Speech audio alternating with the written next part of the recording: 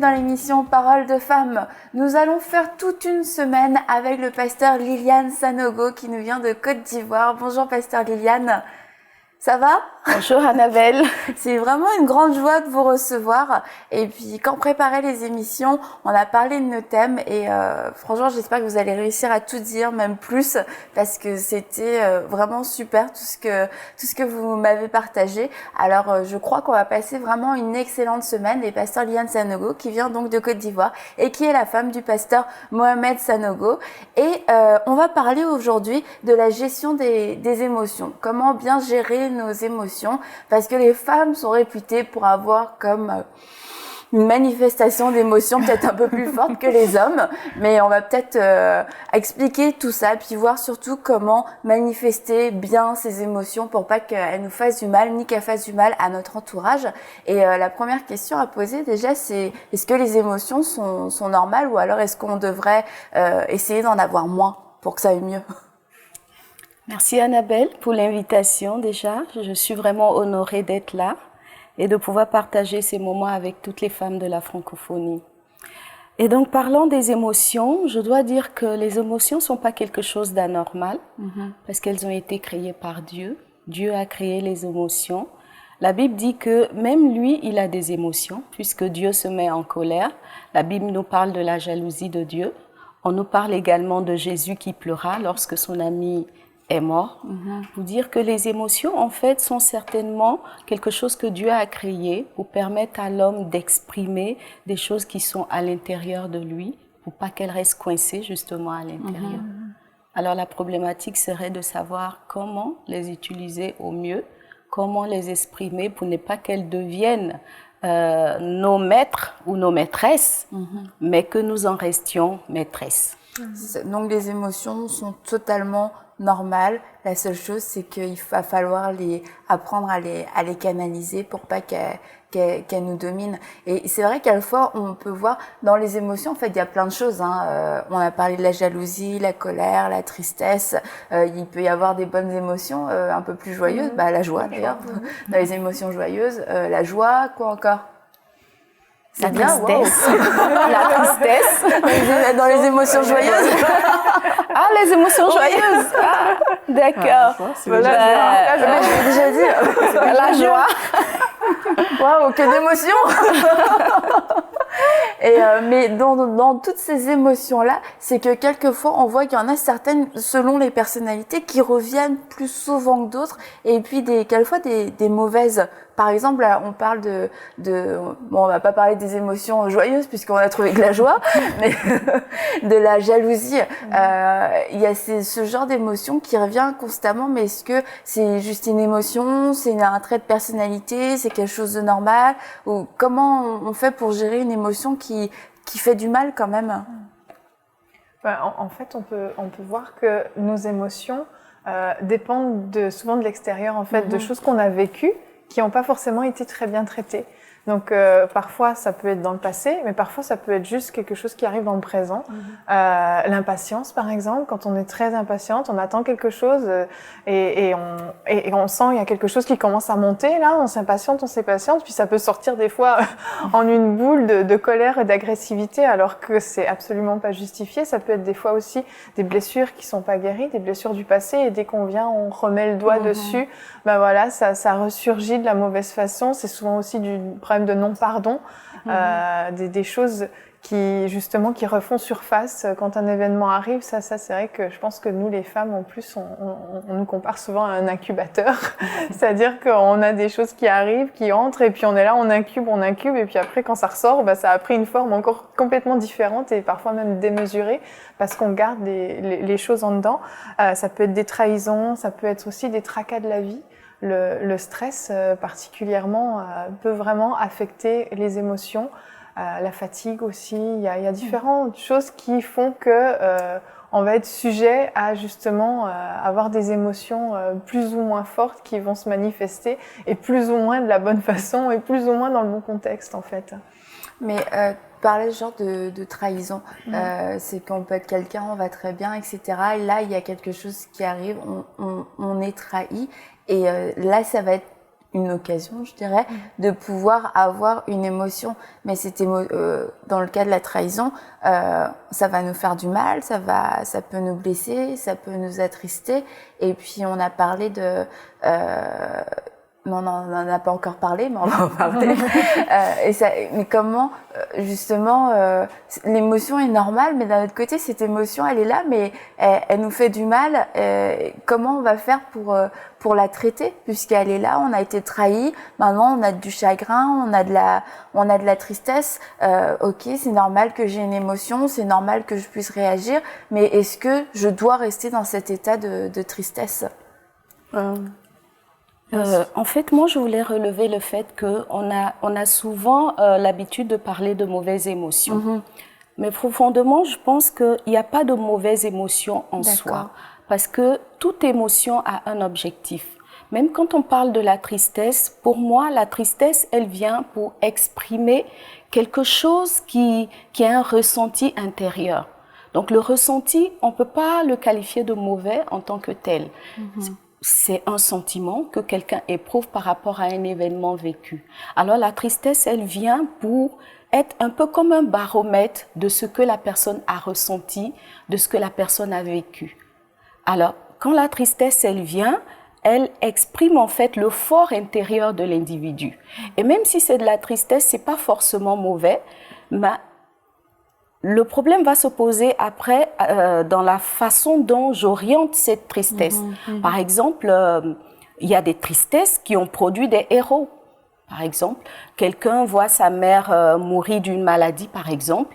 Cette personne éprouve une grande tristesse, mais cette tristesse-là peut être le catalyseur d'une décision pour prendre des choses en main, par exemple, ou pour faire un choix de vie qui va devenir une solution dans le futur pour d'autres personnes qui seraient confrontées justement à la situation similaire. Donc, pour moi, il n'y a pas de mauvaise émotion. Il y a juste à gérer des émotions de la bonne façon, les orienter dans le bon sens pour que ces émotions-là puissent produire un fruit positif par la suite. C'est ça, que ça puisse produire un fruit positif, mais si justement on ne traite pas, on continue sur notre tristesse, on ne traite pas cette tristesse-là, c'est sûr qu'elle peut produire à ce moment-là vraiment quelque chose de mauvais. Et justement, comment on fait pour ne pas arriver dans cette étape où cette tristesse, pour prendre votre exemple d'un jeune qui perd sa mère, d'avoir cette tristesse d'avoir perdu sa mère, comment faire pour justement ne pas tomber dans de la haine, dans de l'injustice, dans de la rancœur, et puis pouvoir transformer cette tristesse, pas la transformer, en tout cas l'utiliser pour quelque chose de bon. Je pense que cette réponse est donnée dans le passage de Éphésiens 4, du verset 26 au verset 27, qui dit « Si vous vous mettez en colère, ne péchez point, que le soleil ne se couche pas sur votre colère et ne donnez pas accès au diable. » Alors, tout à l'heure, Annabelle, tu parlais de la tristesse. Le verset d'Éphésiens nous parle de la colère. Pour dire que la colère, souvent, on la qualifie comme une mauvaise émotion. Mais là, il y a la parole de Dieu qui nous dit, vous pouvez vous mettre en colère, puisqu'il est dit, si vous vous mettez en colère. Ça veut dire que quelque part, la parole de Dieu est d'accord avec un état de colère. Maintenant, le verset continue en disant, si vous vous mettez en colère, ne péchez point. Ça veut dire qu'il y a un point à partir duquel la colère va commencer à devenir un péché ou source d'un péché. Pour moi, c'est le temps qui passe. Donc, il dit ne péchez point, que le soleil ne se couche pas sur votre colère. Ça veut dire qu'il y a un temps pendant lequel la colère va rester une émotion, je dirais, à production positive, qui est censée produire quelque chose de positif. Et puis, il y a comme un délai à partir duquel ce ne sera plus possible. La colère va produire quelque chose de forcément négatif. Pourquoi? Parce qu'il y aura eu un accès qui aurait été donné au diable. Alors, dans ce verset, la Bible nous parle de ne pas laisser le soleil se coucher. On pourrait, par exemple, dire qu'il ne faut pas dormir avec une colère ou il ne faut pas dormir avec une tristesse. Il ne faut pas laisser à la tristesse le temps de l'accès du diable. L'accès du diable, ce serait à quel moment? Ce serait au moment où, justement, on n'a plus le contrôle sur cette colère ou sur cette tristesse-là, parce qu'elle a dépassé, en fait, notre capacité de réflexion, notre capacité de maîtrise. En ce moment-là, c'est le diable qui prend le contrôle. Et quand lui, il est là, justement, il va tout tourner en sa faveur et il va tout faire pour que cette émotion-là commence à non seulement détruire l'individu qui la ressent, qui la manifeste, mais également commencer à être une source je dirais, comment dire ça, à être un mauvais instrument vis-à-vis des autres également. Parce que quelqu'un qui est en colère, quand la colère n'est pas maîtrisée dans le temps qu'il faut, va commencer à donner des paroles qui sont pas agréables pour les personnes qui sont en face. La personne qui est triste peut sombrer dans une dépression. Quand la tristesse va au-delà de son temps normal, par exemple, en période de deuil, on ne peut pas dire à quelqu'un qui a perdu un être cher ne sois pas triste. Non, la tristesse devient un sentiment normal. Mais être triste jusqu'à quand, par exemple? Il faut pouvoir se relever suffisamment tôt de la colère pour ne pas qu'elle détruise les forces de la personne qui la transporte, pour ne pas qu'elle la conduise dans la dépression, etc. Et par rapport à ça, moi, je pourrais rendre un témoignage dans nos sociétés africaines. C'est quelque chose que j'ai vécu avec ma mère. J'étais déjà chrétienne et puis ma mère, elle a perdu son mari. Et quand elle a perdu son mari, dans la tradition, dans notre tradition du pays, quand une femme perd son mari, on l'oblige à habiter pendant une certaine période avec un certain nombre de femmes. Alors ma mère qui était chrétienne disait « Ah non, non, non, je suis capable de rester seule dans ma maison. » Et non, mes grands-mères et toute la famille lui ont imposé justement d'avoir la présence de ces femmes-là de façon permanente avec elle pendant une période de 40 jours. Donc, elle a été obligée de se soumettre. Et puis, au terme du deuil, ma mère, elle m'a dit, tu sais, je crois qu'il y a quelque chose de bon dans cette tradition. C'est que la présence de mes cousines, de mes tantes, de mes mamans et tout ça ne m'a pas laissé le temps de m'installer dans ma tristesse. Parce que constamment, j'étais sollicitée. Ah, où est-ce que tu as mis ci? Comment est-ce qu'on pourrait faire ça? Donc, le monde autour d'elle l'a aidé à émerger de sa tristesse. Et finalement, la tristesse n'a pas eu le temps de s'installer et elle s'est vraiment bien sortie de ce deuil-là. En fait, c'est ce que votre mère vous a dit. Elle n'a pas eu le temps de s'installer dans sa tristesse. C'est que le sentiment, je vais pas dire le mauvais sentiment, la mauvaise émotion, puisqu'on a dit qu'il n'y en avait pas, mais l'émotion. Le côté négatif de l'émotion n'a pas eu le temps de s'installer. Ça peut être normal, ça peut être légitime et selon les circonstances. Et ça, c'est pas quelque chose contre lequel on peut finalement même se battre parce que c'est contre nature. On perd quelqu'un, oui, on va être triste. Mais ça doit rester vraiment quelque chose de passager qui répond à une circonstance et comme vous l'avez dit, comme un baromètre. Voilà, c'est le temps, c'est l'émotion du moment parce qu'il s'est passé telle chose. Mais on doit revenir à une stabilité, à une constance dans notre caractère et dans nos émotions et retrouver la joie, retrouver la paix. Et ça, c'est vraiment ne pas s'installer parce que je pense que les gens qui nous écoutent, ils se disent « Oui, c'est vraiment super parce que ça dédramatise beaucoup de choses, mais ça responsabilise aussi. Et se dire, bon, c'est quand cette limite, quand même, ceci dit, cette limite où ma colère n'est plus productive, c'est quoi cette limite? Et c'est le moment où, en fait, où on s'installe dedans, où on est assis, et puis c'est comme, il n'y a pas, on n'entrevoit plus de changement, comme si cette émotion-là devient permanente en nous. Ça se passe quand même beaucoup au niveau de nos pensées, tout ça, parce que souvent c'est invisible en fait, hein, ça se manifeste pas forcément à l'extérieur. Il n'y a pas de calendrier. Non, c'est ça. Et c'est vrai, moi-même, je peux le voir dans la gestion de mes propres émotions. Quand je laisse passer justement trop de temps, et je médite dessus, je médite sur la chose négative qui m'est arrivée, que ce soit de la tristesse, de la colère, de la frustration, peu importe. C'est comme si à un moment ça se déforme dans notre tête, dans nos pensées, et on commence à voir les choses de manière complètement démesurée et exagérée. Et puis on médite dessus, et puis il y a des choses qui nous reviennent, et puis on médite, et c'est là, je pense, où l'émotion devient mauvaise et négative, c'est qu'elle produit en nous justement un mauvais fruit, et elle fait ressortir des choses qui sont fausses en fait, qui sont du mensonge, qui sont déformées et exagérées, et c'est là où ça devient vraiment, je pense, dangereux Et il faut avoir beaucoup de discernement et se dire, ok, là, mes pensées vont beaucoup trop loin. Il faut que ça s'arrête là, stop. Absolument. Il y a des émotions comme ça qui, comme la tristesse dont on parlait tout à l'heure, liée par exemple à un deuil, qui peuvent prendre un certain temps. Mais il y en a qu'on ne doit même pas laisser germer, en fait. Il y a des émotions comme la jalousie. Quand ça arrive, c'est pas, on va pas attendre 3 jours pour que la jalousie s'estompe. C'est des choses qu'il faut combattre de façon, enfin, le timing pour ça doit être assez réduit. Immédiatement. Voilà. Le temps de production positive est très réduit, là. Ah, c'est ça, il faut réagir tout de suite. Ouais, il faut justement, pour que ça ne s'installe pas, pour devenir, comme tu parlais, des pensées qu'on entretient. Pour ne pas s'installer, il faut vraiment les combattre à l'immédiat et détecter d'où ça vient. Généralement, ça vient comme tu disais au début, des choses qu'on a vécues, ça vient des choses qui sont dans notre âme. Mais il faut vraiment trouver le moyen de traiter ce type d'émotion-là, je pense, mais de façon assez... radicale. Ouais, assez, voilà, radicale. Dès que ça arrive, dès qu'on saisit la chose, on se dit, mais non, ça, c'est pas normal. C'est vrai que, comme on l'a dit, il n'y a pas peut-être de mauvaises émotions, mais la jalousie...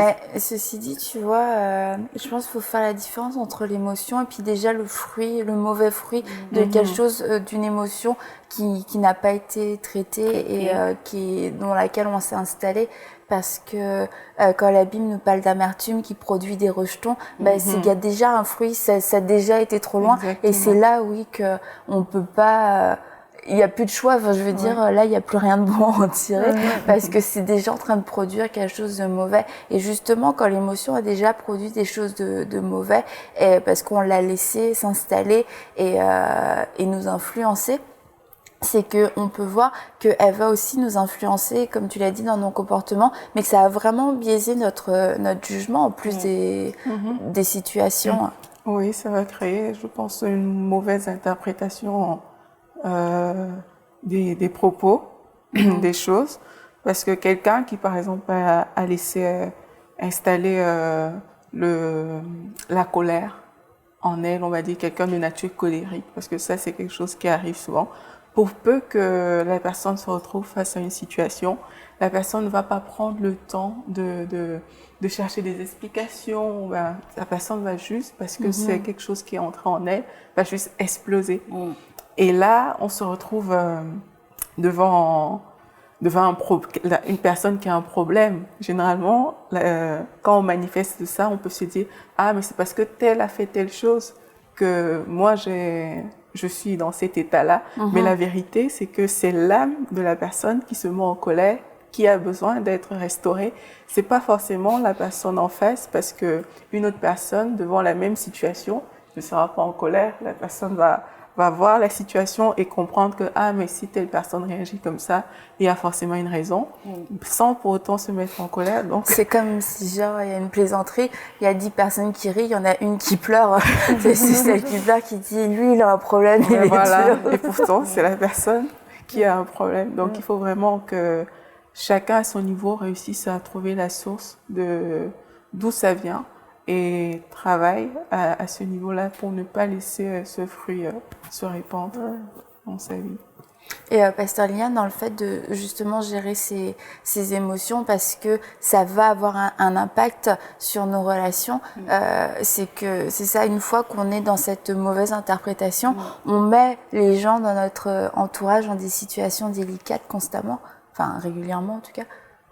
Oui, absolument, parce que quand on a une émotion, l'émotion entraîne toujours une réaction. Alors, lorsque l'émotion n'est pas gérée et maîtrisée, elle va forcément produire une mauvaise réaction qui va détruire notre environnement social, qui va détruire notre relationnel avec les gens. Que ce soit la colère ou la tristesse ou la jalousie, ça produira forcément quelque chose de négatif vis-à-vis de l'autre. Voilà. Et puis hier, on parlait du dépôt justement de ces choses qui restent, qui sont là et puis qui sont comme notre filtre. Et quand ce dépôt-là est mauvais, c'est certain que ça fait ressortir. Oui, justement, le dépôt, en fait, il intervient dans la thérapie qu'on doit s'appliquer pour apprendre à gérer ses émotions. Donc, gérer ses émotions, c'est d'abord pouvoir ramener l'émotion à l'événement qui l'a suscité. Il y a toujours un événement qui suscite une émotion. Donc, l'émotion ne vient pas ex nihilo, comme ça, pour rien. Justement, les personnes qui se mettent en colère diront toujours « oui, mais je ne me mets pas en colère pour rien, c'est parce qu'il m'a fait ci ou il m'a fait ça ». Ou les personnes qui sont tristes vous diront « oui, mais il y a quelque chose qui s'est passé pour lequel je suis triste ». Donc, l'émotion est toujours amenée à un fait réel, à un événement qui s'est passé. Maintenant, réussir à maîtriser ses émotions reviendrait justement à faire la bonne lecture de l'événement qui s'est passé. Mais comme on est tous des individus à part entière et que chacun a l'interprétation qu'il veut donner à des événements, alors un événement peut produire une mauvaise émotion chez une personne tandis qu'elle n'en produira pas chez une autre. Et comme tu le disais, effectivement, cette différence-là est due au dépôt de chacun en fonction de son éducation, en fonction de ses expériences, de son vécu. On aura une interprétation différente d'un événement donné, par exemple. Et comment on peut faire pour avoir le bon dépôt ou pour se débarrasser d'un mauvais dépôt? L'un des dépôts est celui de la culture, par exemple. La culture peut être le mauvais lit des émotions. Il y a des peuples, par exemple, chez qui la plaisanterie est quelque chose d'inacceptable. Faut pas le dire. Faire brûler. Oui, il y a des peuples qui interprètent tout de suite négativement des propos qui sont censés être juste des plaisanteries, pendant que chez d'autres peuples, non, on comprend que c'est pas sérieux, c'est juste de la plaisanterie. Alors, un des premiers éléments pour quelqu'un qui veut apprendre à gérer ses émotions, ce serait par exemple de s'ouvrir à d'autres cultures, d'apprendre à comprendre les autres. Si j'arrive dans un environnement qui est différent du mien, déjà, je dois commencer à comprendre l'esprit et la mentalité dans laquelle les gens fonctionnent, pour ne pas que je sois disproportionnée dans mes réactions au milieu, justement, de ces personnes-là. Alors, nous, en Afrique, il y a des peuples, par exemple, qui supportent pas les plaisanteries. Et on serait en train de dire quelque chose juste pour rigoler que quelqu'un qui est de ce peuple-là piquerait la mouche pour se mettre en colère. Donc, pouvoir gérer ses émotions, c'est comprendre qu'en face de moi, il y a une autre culture, il y a une autre façon d'appréhender des événements donnés. Voilà.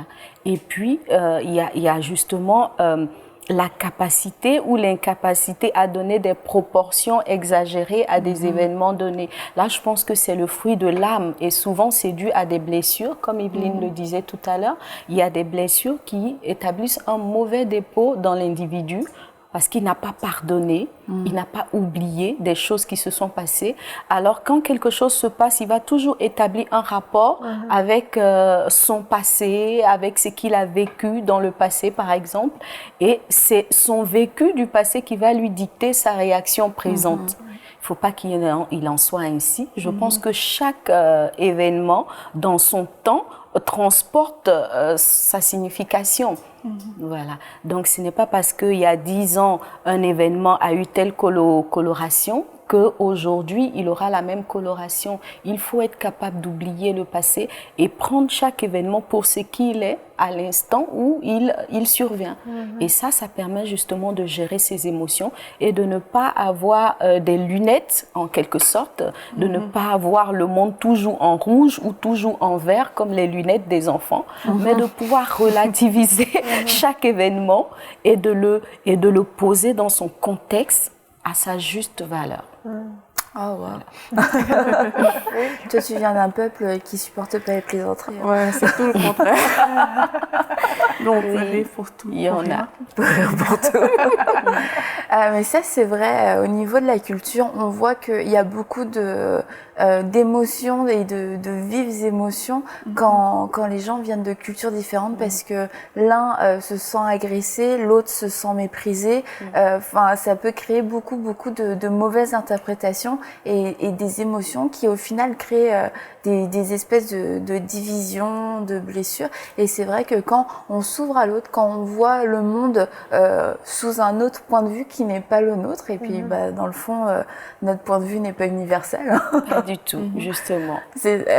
On peut comprendre que on réagit pas tous de la même façon, on pense pas tous de la même façon. Et puis d'ailleurs, dans la semaine, on va traiter des désaccords au cours de la semaine, donc il faudra encore nous suivre.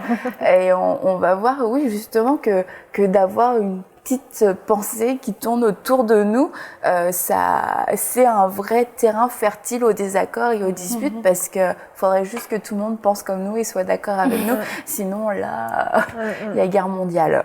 Ce qui n'est absolument pas possible, vu que chaque individu est unique. Donc la pensée unique n'existe pas. En tout cas, merci beaucoup, Pasteur Liliane, pour votre partage.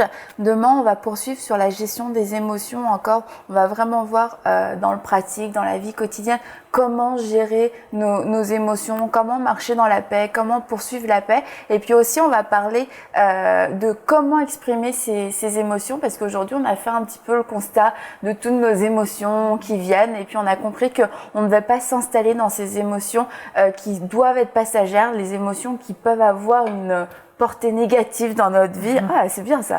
Les émotions qui peuvent avoir une portée négative dans notre vie, de ne pas s'y installer, parce que oui, ça va produire quelque chose de mauvais. Ça va augmenter un dépôt qui n'est pas bon et qui va nous faire voir le monde, qui va nous faire voir les gens de la mauvaise façon, d'une façon qui est totalement anti-biblique, qui est tout sauf de l'amour. Et on va marcher dans ces cas-là, oui, dans la blessure constamment, dans les offenses.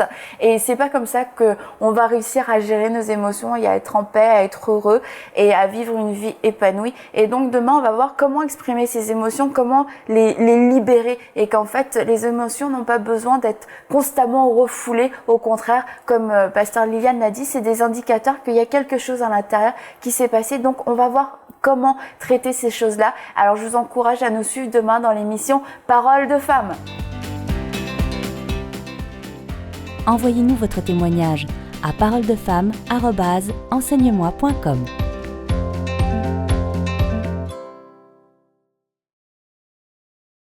Cette émission est rendue possible grâce au précieux soutien des partenaires d'Enseigne-moi Canal International. Retrouvez tous nos programmes sur emcitv.com.